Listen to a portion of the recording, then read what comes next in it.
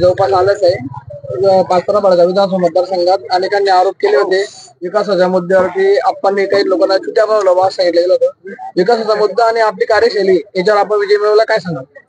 नाही, मी तर पहिल्यांदा पाचोरा आणि भडगाव मतदारसंघातल्या तमाम मतदार बांधवांचे, भगिनींचे, तरुण मित्रांचे, शेतकरी बांधवांचे मनापासून आभार मानतो, त्यांना धन्यवाद देतो की त्यांनी या मतदारसंघाचा एक इतिहास बदलला, हॅट्रिक केली आणि त्या हॅट्रिकच्या म्हणजे सुवर्ण क्षणाचे साक्षीदार आज माझा तमाम मतदार बांधव झाला।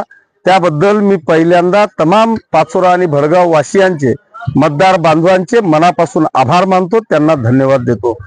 दुसरं एक रेकॉर्ड त्यांनी असं ब्रेक केलं की मी 2014 मध्ये मला 28,200 मतांचं मताधिक्य होतं, ते माझंच रेकॉर्ड मोडीत काढत मला जवळपास 40,000 मतांचं मताधिक्य देऊन विरोधकांना इतका मोठा धक्का दिला की ते कधीही विसरू शकणार नाही। एवढा मोठा धक्का माझ्या तमाम मतदार बांधवांनी आणि भगिनींनी दिला।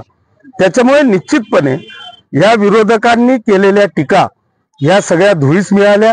ते सूर्यावर थुंकण्यासारख्या टीका करत होते की यांची दादागिरी चालली आहे, यांचे अवैध व्यवसाय चाललेले आहे। म्हणजे हे खरं म्हणजे हास्यास्पद होतं, हे सूर्यावर थुंकण्यासारखं होतं आणि ते थूक त्यांच्या तोंडावरच आलं। ज्या जनतेला माझा विकास दिसला तो 100% विकास त्यांनी मतदान रूपी मतपेटीमधून दाखवून दिलेला आहे।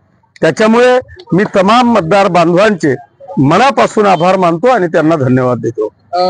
काही 2 घंटेच्या कालावधीमध्ये काहीतरी किरकोळ वाद झाले, त्याबद्दल तुम्ही कार्यकर्त्यांना शांततेचं आव्हान आणि शासनाला काय सुचवणार? नाही, मला असं वाटतं की किरकोळ वाद झालेला नाही। शेवटी जे आरोप करत होते ते आरोप आम्हीच करतो हे सिद्ध करून देण्याचं काम अमोल शिंदे आणि त्याच्या 3-5 कार्यकर्त्यांनी, गुन्हेगारी प्रवृत्तीच्या त्याच्या कार्यकर्त्यांनी त्यांची अवकात दाखवून देण्याचं काम या पाचोरा आणि भडगाव तालुक्यामध्ये दाखवून दिलेलं आहे।